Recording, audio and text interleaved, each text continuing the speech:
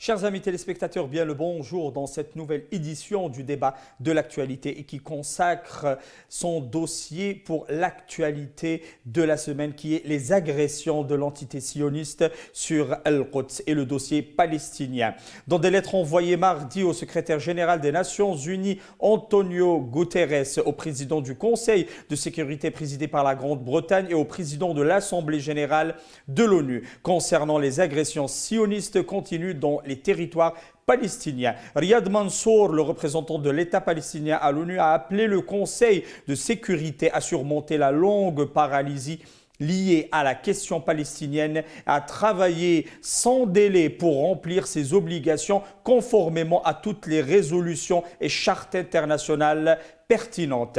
Le diplomate palestinien a mis en garde que les provocations répétées de l'entité sioniste conduiraient sérieusement à envenimer la situation instable, soulignant la nécessité de prendre des mesures urgentes pour mettre fin aux politiques et pratiques sionistes illégales et protéger les vies humaines.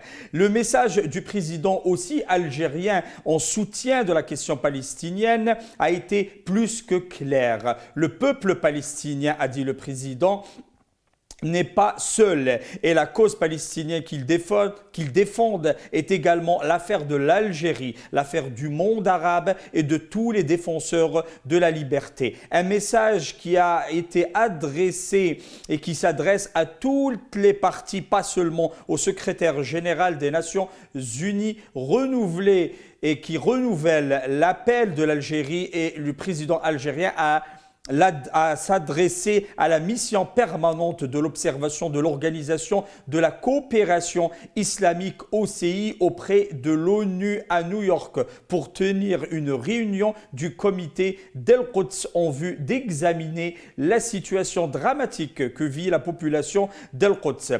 Ceci intervient au moment où tout à chacun sait que ce comité créé en 1975 a tenu uniquement 2 réunions au cours des 20 dernières années, dont la dernière remonte à 2014. Soulignons que la question fondamentale et cruciale est d'appeler à une réunion de ce comité d'Al-Quds. La mission algérienne aux Nations Unies a fait remarquer que toute autre démarche entreprise ne mérite aucun commentaire ou débat et se veut une simple manœuvre et des tentatives pour tromper l'opinion publique musulmane et internationale, une fuite en avant et une vaine tentative de se dérober de la responsabilité envers la cause palestinienne, cette cause qui est fuie par la présidence de ce comité Al-Quds qui est présidé par le Maroc, ce dernier qui a choqué l'opinion arabe et musulmane en bloquant une résolution contre l'occupant des territoires palestiniens. Et nous débattons de ce dossier avec notre expert en politique internationale en direct de Paris, M. Bedis Khnissa. Bonjour. Bonjour et merci pour l'invitation. Merci d'avoir accepté notre invitation et nous vous souhaitons un bon Ramadan d'ailleurs. Merci. Merci. Et dans ce cadre, vous avez un peu suivi l'activité internationale, Conseil de sécurité, l'ONU, le message du président de la République. Le Maroc a perdu toute mesure de logique. Le soi-disant président du comité Al-Quds a empêché lui-même par des manœuvres que beaucoup d'experts disent que c'est des manœuvres adolescentes aux Nations Unies, a essayé à bloquer une résolution condamnant l'entité sioniste en Palestine. Écoutez, je pense que tout bonnement le Maroc, ou dois-je dire le Makhzen, est fidèle à lui-même et à son image.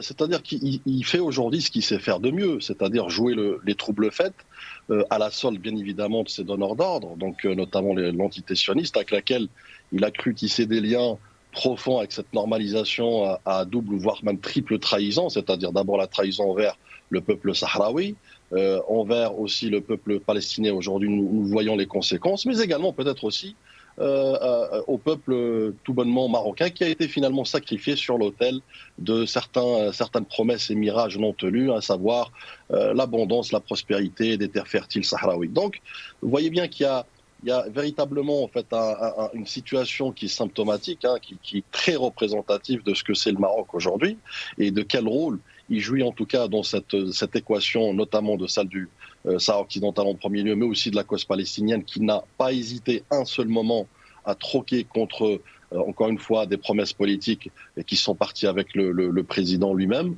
notamment Trump. Donc c'est dire aussi que, pour revenir au comité d'Al-Quds, qu'aujourd'hui ce comité, malheureusement, comme vous l'avez évoqué, plus de deux meetings, 2 réunions en 20 ans, c'est dire en fait que c'est une coquille vide tout simplement, mais surtout c'est un outil, je dirais, d'influence, entre parenthèses, du roi qui s'appelle le commandeur des croyants, bien évidemment, entre guillemets, et pour enfin essayer d'avoir un brin ou un semblant d'influence sur le monde musulman, en utilisant cette présidence que j'ai appelée une présidence virtuelle, une présidence fictive, qui finalement est à la botte et à la merci de l'entité sioniste pour la gérer comme bon lui semble. Donc il y a aussi, et je pense que ça s'est matérialisé, comme vous l'avez souligné, par ce refus, ou en tout cas ces actions un peu hostiles à cette résolution, notamment cette résolution qui condamne l'entité sioniste par rapport aux violences, cette escalade de violence, énième escalade de violence, pardon, sur l'esplanade des mosquées et la mosquée Al-Quds. C'est aussi pour peut-être, elle s'explique par quelques raisons, notamment que j'ai énumérées en 3 points, si vous permettez. Donc la première, je pense, c'est aussi cette fuite en avant du royaume chérifien, du Merzen, notamment par rapport aux responsabilités que maintenant il se doit de gérer, mais surtout d'assurer vis-à-vis de l'entité sioniste, donc défendre les intérêts de cette entité. Aussi, je dirais, une manœuvre dilatoire, tout simplement, parce qu'elle peut s'expliquer par une manœuvre politique ou diplomatique.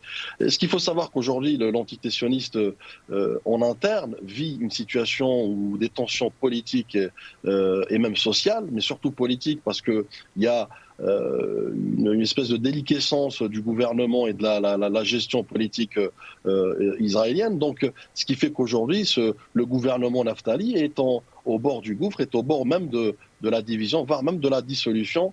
Et pour former un autre gouvernement, sachant que le gouvernement précédent a été vraiment formé dans une entente, je dirais, nationale, mais qui est symptomatique aussi des divisions internes, notamment avec les radicaux. Donc, manœuvre dilatoire pour faire gagner du temps à l'entité sioniste, pour pouvoir enfin essayer de cacher les apparences internes et essayer d'avoir un semblant de consolidation et d'unité nationale, en tout cas politique. Et puis enfin, bien évidemment, ce point, on va dire, le point focal ou le point culminant, je dirais, dans cette équation, qui est finalement la haine viscérale contre l'Algérie, qui a fait perdre tous les moyens, je dirais, tous les moyens du Maroc, notamment en matière de défense de la cause palestinienne, qui est censée être une cause dogmatique pour le monde musulman, mais qui est une cause aussi humanitaire à l'ensemble du monde international, car un peuple est opprimé, un peuple est oppressé, un peuple est violenté et même tué aux yeux et au vu de tout le monde. Donc, c'est dire que cette haine viscérale prend un peu le pas sur je dirais, la nature humaine, quelque part. Et notamment, le Maroc a voulu jouer cette carte, en tout cas de cette haine et de cette hostilité, puisque l'Algérie, n'oublions pas, est à l'initiative de cette, on va dire, et leadership à cette initiative, notamment de cette résolution, par la déclaration du président de la République, Abdelmadjid Tebboune, récemment, et par surtout la volonté de vouloir exercer une pression importante sur l'opinion internationale, mais surtout sur aussi les instances internationales comme l'ONU. Monsieur Bennesrissa, selon les experts et les observateurs sur cette question du blocage marocain de la résolution du groupe arabe, au fait, dans le hic de l'histoire odieuse qu'ont qualifié beaucoup d'observateurs onusiens, dans le Maroc, dans la réunion du groupe arabe aux Nations Unies, qui qui travaillait sur une résolution condamnant les actes de l'entité sioniste à Al-Quds, a voulu mentionner et chanter les louanges du roi et du président, entre guillemets, de cette comité Al-Quds, une commission ou un comité qui ne s'est pas réuni depuis 1975 que 2 fois, qui n'a absolument rien fait pour cette cause palestinienne. C'est ce qui a vraiment figé les observateurs.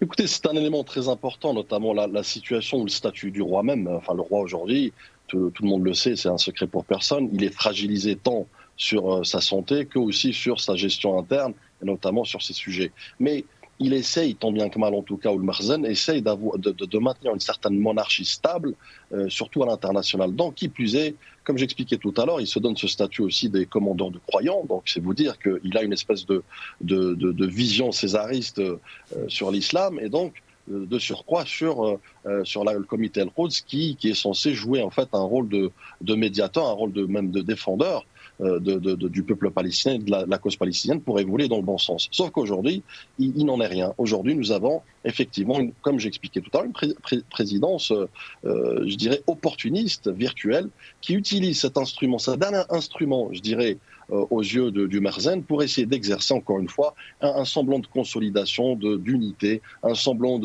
d'union, un semblant aussi de gestion. Je dirais même pas à minima, puisque vous l'avez expliqué, je l'ai rappelé, de réunions en 20 ans, donc c'est cette coquille vide et n'a pas lieu d'être, n'a pas lieu d'exister en tout cas, encore moins sous la présidence du Marzen. Donc, encore une fois, les questions se posent, il y a des interrogations notamment par les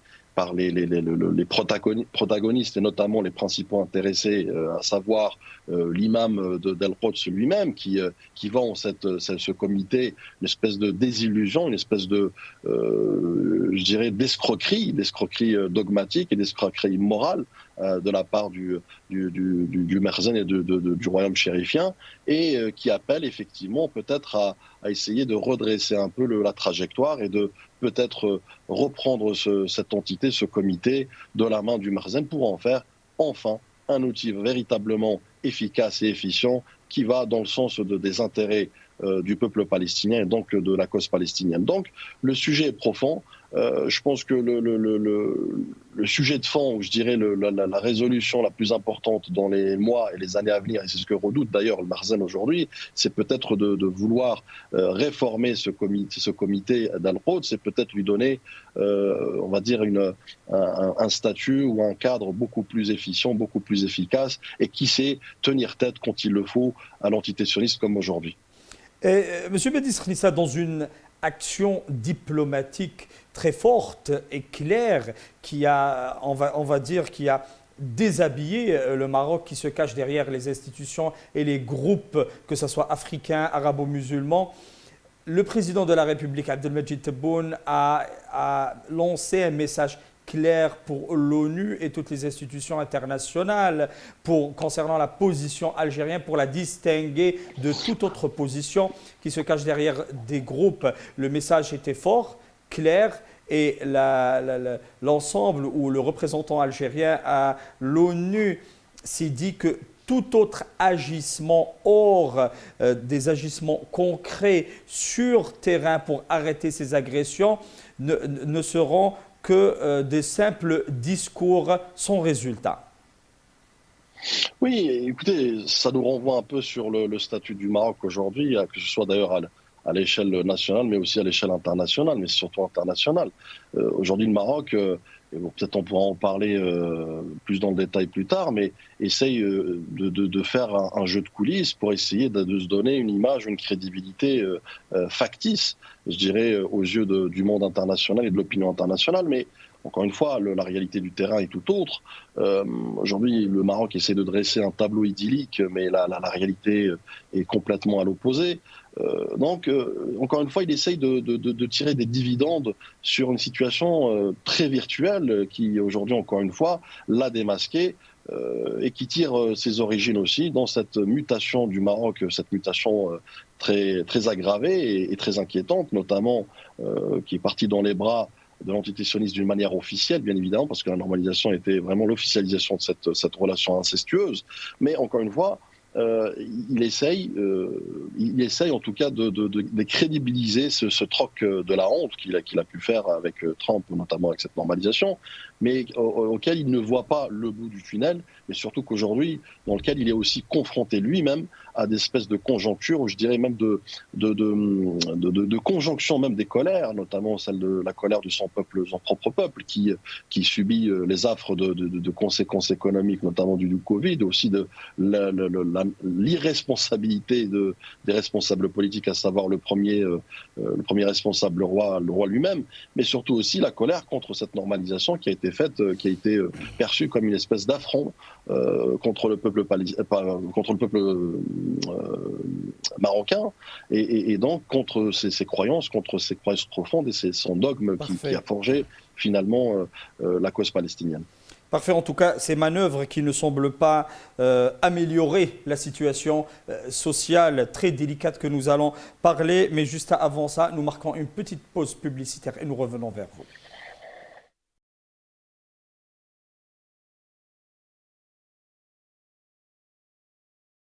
Chers amis téléspectateurs, rebonjour dans cette deuxième partie du débat de l'actualité de cette semaine et qui consacre son dossier au dossier de l'actualité qui est la crise d'Al-Quds et le dossier palestinien. Et nous continuons toujours avec notre invité en direct de Paris, notre expert en politique internationale, Bédis Khnissa. Rebonjour.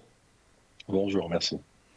Monsieur Bédis, nous parlions de ces manœuvres qui n'améliorent pas ce quotidien marocain, cette soumission à une entité étrangère qui n'améliore pas ces indices, que ce soit financière, sociale. Le Maroc est classé parmi les pays les plus endettés au monde, une situation sociale qui est prête à s'éclater à n'importe quel moment. Nous avons vu avant-hier ces manifestations pour avoir des bons pour les donneries alimentaires. La situation est très grave, mais le Marzen continue à dilapider les deniers publics sur du lobbyisme qui ne ramène à rien pour finir. Écoutez, tout à fait. D'ailleurs, c'est un peu ce qui est symptomatique aujourd'hui de la situation du Maroc, c'est qu'il essaye de garder un semblant d'image de leadership, en tout cas sur la scène mondiale, mais en même temps, il a un peuple qui franchement, aujourd'hui, comme vous l'avez si bien évoqué, est au bord du gouffre, qui subit des tensions sociales, qui subit aussi... en tout cas, même ce semblant d'image qui ne lui réussit pas du tout, hein. Absolument, mais il se terre et il continue dans sa bêtise. C'est ça aussi le gros problème aujourd'hui. Mais encore une fois, pour revenir un peu à la situation interne, je dirais c'est peut-être aussi ce qui explique cette volonté à vouloir véritablement garder cette stature à l'international, c'est parce qu'il essaye d'occulter une situation qui est finalement devenue très visible, palpable par d'abord les Marocains, mais surtout aussi l'opinion internationale. Donc peut-être aussi une vision fourvoyée par son hostilité viscérale contre l'Algérie qui fait qu'aujourd'hui, encore une fois, il sacrifie son propre peuple au détriment d'un semblant de dividendes ou de points de popularité à l'échelle internationale. Mais encore une fois, et le peuple marocain et la scène internationale ne sont pas dupes. Donc nous voyons bien qu'il y a une déliquescence totale de la situation interne au Maroc, à savoir des tensions sociales au bord vraiment de l'explosion sociale. Vous avez des conséquences aussi directes ou indirectes, conjoncturelles et structurelles surtout, notamment sur la scène interne marocaine, à savoir, comme vous l'avez si bien dit tout à l'heure, l'économie. Faut-il le rappeler qu'aujourd'hui, il y a une économie en berne, une économie qui est en repli à plus de moins 7% en une année. Il y a moins 65% en matière de tourisme, qui est la principale ressource économique et financière du Maroc. Vous avez un taux de pauvreté qui a décuplé, non seulement dans les grandes villes, mais aussi dans les zones reculées, les zones rurales. Vous avez les conséquences économiques du Covid. Vous avez aussi les conséquences géopolitiques de la crise ukrainienne. C'est vous dire que le peuple marocain aujourd'hui est un peu acculé et est un peu mis en marge justement justement de la vision des gouvernants et notamment du roi. Et c'est ce qui aussi explique, comme j'expliquais tout à l'heure, la fragilité du monarque aujourd'hui. Ils essayent tant bien que mal aussi de cacher les fissures de l'édifice, mais je pense que la monarchie ne tiendra pas longtemps, compte tenu, encore une fois, de cette désinvolture de la monarchie, comme vous l'avez dit tout à l'heure, dilapide des dizaines, pour pas dire des centaines de millions de dollars dans un lobbying, encore une fois. Moi, je tiens à rappeler, le lobbying n'est pas interdit, mais le lobbying pour des fins sibyllines, des fins machiavéliques, pernicieuses, contre parfois même d'autres États, et pour porter atteinte à la stabilité d'autres États, comme nous l'avons vu aujourd'hui, et même par le passé depuis 1963 contre l'État algérien, c'est plus un lobby, mais plutôt un dessein satanique, un dessein machiavélique qui a pour but, encore une fois, de défendre les intérêts d'autrui et notamment des donneurs d'ordre. Donc ce lobbying aujourd'hui se nourrit effectivement des deniers du peuple marocain qui est au bord du gouffre social, économique, qui aussi cache une misère intenable, encore une fois, par le peuple marocain qui était déjà, faut-il le rappeler, dans une situation très délicate avant même cette normalisation, qui a été toujours mis à l'écart dans la trajectoire du développement ou de l'évolution du Maroc et de son économie. Donc, encore une fois, ce lobby est un lobby, je dirais, contre nature, qui, encore une fois, essaye tant bien que mal de défendre les intérêts d'un royaume, je dirais, en déliquescence, un royaume en perte, non seulement de vision, mais surtout en perte je dirais, de valeurs et de principes. Vous avez si bien dit cette politique de cache-misère. Les Marocains sont en train de manifester contre la flambée et même la rareté des denrées alimentaires de première nécessité. Cette politique qui ne réussit pas à El Marzane, des éclats de manifestations dans plus de 16 villes marocaines. Au jour d'aujourd'hui, les Marocains sont arrivés au bout. Ils savent très pertinemment que même le départ d'un gouvernement ne changera rien, car les ficelles sont tirées du palais d'El Marzane. J'irais plus loin, les ficelles sont tirées de Tel Aviv après Ouais. la normalisation officielle. Donc, vous voyez bien que, encore une fois, l'intérêt du peuple marocain est secondaire, est devenu vraiment marginal. C'est ce qui explique aujourd'hui cette marginalisation du peuple.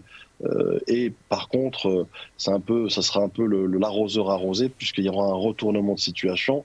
Pour l'instant, il y a des peurs ici et là, parce que vous le savez très bien que le monarque a tenu son règne par l'autorité, par la dictature. Donc aujourd'hui, je pense que les murs du silence et les murs de la peur commencent à tomber. Nous l'avons vu à travers plusieurs initiatives et manifestations, contestations sociales, notamment les enseignants et même les syndicats. Donc c'est vous dire qu'il y a une espèce de cocotte minute un peu qui fait monter la pression aujourd'hui sur la scène politique, et le royaume on est complètement déphasé. Donc autant dès le début de son règne, il a, on va dire, amorcé des réformes en profondeur, mais aujourd'hui, vous le voyez bien, et c'est encore une fois représentatif un peu de cette perte de la main en matière de gouvernance du royaume, au bénéfice en tout cas de l'entité sioniste, qui voit aujourd'hui au Maroc comme un outil, encore une fois, comme un pantin, je dirais, dans la région, pour pouvoir parfaire son dessein et peut-être compléter son dessein, qui est de la sionisation de la région, qui est aussi la déstabilisation je veux dire, de la région et sa sécurité. Monsieur Badis, je m'excuse sur ce point bien exact. Beaucoup d'experts internationaux disent que cette soumission du gouvernement ou de Marzane marocain a mis en doute la crédibilité du Maroc à l'échelle internationale. Les gens ou les gouvernements ne savent plus s'ils sont en train de discuter avec un gouvernement marocain ou avec une autorité sous l'autorité de l'entité sioniste. Cela se dit dans tous les salons diplomatiques que maintenant pour faire une alliance ou pour travailler avec Rabat, il faut passer par Tel Aviv. Tout à fait. Écoutez, j'irai même plus loin. C'est-à-dire qu'aujourd'hui, la diplomatie, en tout cas, ou l'image de marque, ou la crédibilité d'un État, elle se forge par les actes, par les positions, par les principes. La souveraineté d'un État aussi. Tout, exactement. En tout cas, à l'échelle internationale, c'est les positions de cet État qui font de lui, en tout cas, un État fort, un État crédible, un État en tout cas fiable, auquel on pourrait faire confiance. Et je pense que l'Algérie aujourd'hui l'a démontré. Et c'est je pense, c'est là où le bas blesse. C'est là la source des mots MAUX du royaume chérifien, notamment ce déclassement qui est subi par l'Algérie, en tout cas par ses positions, mais par sa diplomatie forte et rayonnante à l'échelle internationale, qui le rend un peu plus frustré davantage de jour en jour. Et ce qui explique aussi qu'il essaye je dirais, de gagner ces points de crédibilité par un lobbying, encore une fois, comme j'expliquais tout à l'heure, non seulement anarchique, mais surtout fastidieux.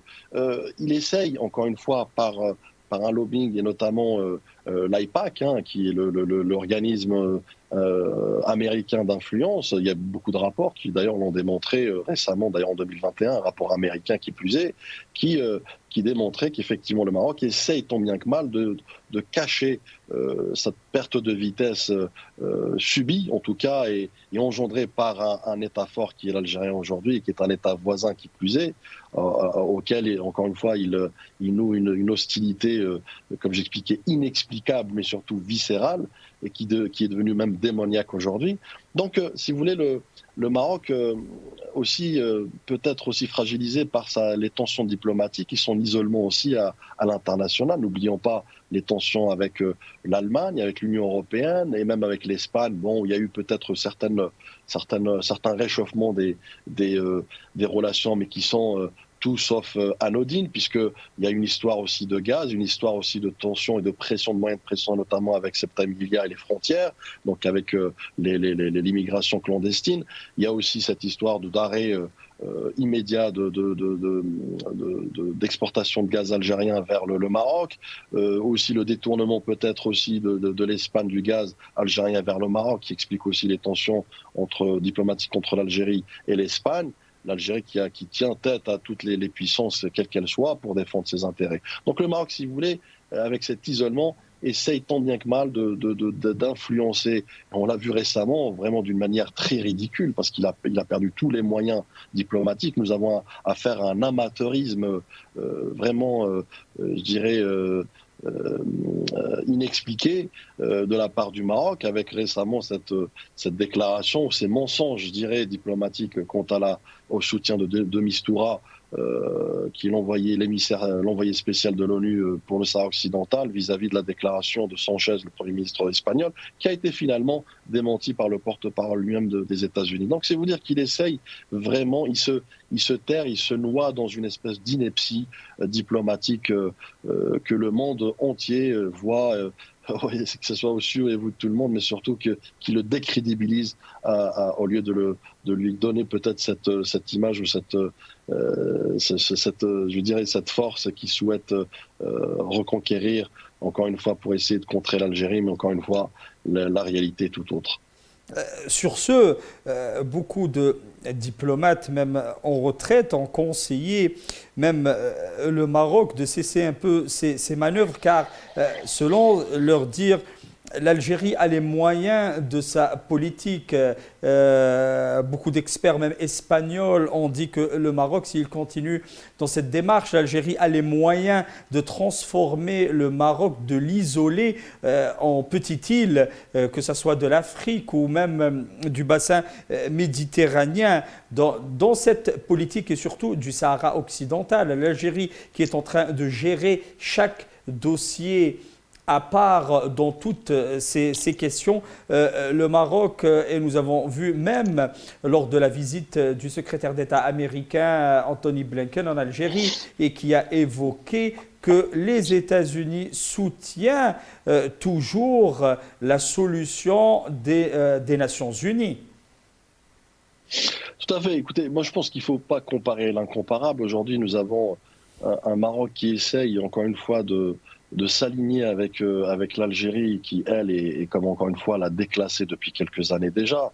D'ailleurs, depuis vraiment l'effervescence et une dynamique impulsée par le président de la République, Abdelmadjid Tebboune, dès son élection. Donc, qui s'est démarqué totalement justement d'abord des positions, notamment sur l'échelle internationale, notamment sur la cause palestinienne comme nous le voyons aujourd'hui, mais surtout sur d'autres aspects, notamment en matière de gestion diplomatique. Donc, je veux dire, le Maroc aujourd'hui essaye de cacher ses frustrations, encore une fois, en essayant de créer un lobbying de luxe, un lobbying au détriment de son propre peuple, et lui qui vit une situation très délicate, très sensible en interne, et au prix peut-être aussi de fragiliser le front intérieur finalement du Maroc. Et encore une fois, là, on revient un peu à l'arroseur arrosé, le Maroc qui lui, de son côté, dilapide énormément d'argent pour essayer de déstabiliser l'Algérie. L'Algérie qui est en ligne de mire dans ses dessins et dans ses projets, non pas du Maroc en premier lieu, mais surtout de l'entité sioniste qui voit l'Algérie comme dernier rempart, notamment que ce soit d'ailleurs dans la région du nord-africaine, mais surtout subsaharienne. Et donc, il y a lieu d'essayer d'orchestrer des projets sibyllins, des projets pernicieux contre l'Algérie. Donc, ça nous renvoie aussi, excusez-moi, peut-être d'aborder un autre sujet, ça nous renvoie aussi sur les enjeux et les défis qui attendent l'Algérie aujourd'hui, pour lesquels elle est entièrement consciente, et nous l'avons vu par les déclarations notamment du président de la République à maintes reprises, mais surtout aussi par le chef d'état-major à ses sorties, à chaque déplacement. Donc c'est vous dire que l'enjeu est important, mais je dirais que l'enjeu aujourd'hui, il est de l'ordre pédagogique, notamment de cette conscientisation, cette prise de conscience collective du peuple algérien, notamment en matière pour démasquer les imposteurs et notamment la 5e colonne qui, elle, jouit d'une espèce de protection et même de financement de l'entité sioniste in fine, mais surtout au deuxième degré du Merzen qui voit en elle cet élément perturbateur en interne. Donc c'est aussi l'importance du front intérieur qu'on se doit de consolider, de renforcer à travers des éléments, des outils, notamment le tissu associatif, pourquoi pas aussi l'Observatoire national, qui doit avoir aujourd'hui une responsabilité très importante dans ce renforcement du front intérieur. Et aussi, nous avons, et on va dire, heureusement, alhamdoulilah, on a aussi une institution militaire, véritable colonne vertébrale et garante de la sécurité de l'État algérien et de ses frontières, qui aujourd'hui joue aussi d'un professionnalisme, d'une espèce de taux de préparation à toute éventualité, et ce qui aujourd'hui redoute le Maroc, et c'est ce qui d'ailleurs a poussé le Maroc vers ses derniers retranchements, notamment avec cette signature historique de partenariat militaire et sécuritaire avec l'entité sioniste, croyant encore une fois dans les mirages et dans les promesses de l'entité sioniste. Et de cela, ce qui inquiète l'Algérie n'est pas vraiment le Maroc qui n'est à la hauteur de rien vis-à-vis de l'Algérie, mais ce qui est derrière. Nous vous remercions beaucoup, M. Bedis Khnissa, notre expert en politique internationale qui était avec nous en direct de Paris. Merci. Merci beaucoup à vous. Sahaftokum. Merci. Et nous remercions aussi nos chers téléspectateurs pour leur bonne attention. Nous arrivons à la fin du débat de l'actualité de cette semaine. Nous vous retrouvons dans une prochaine édition. Au revoir.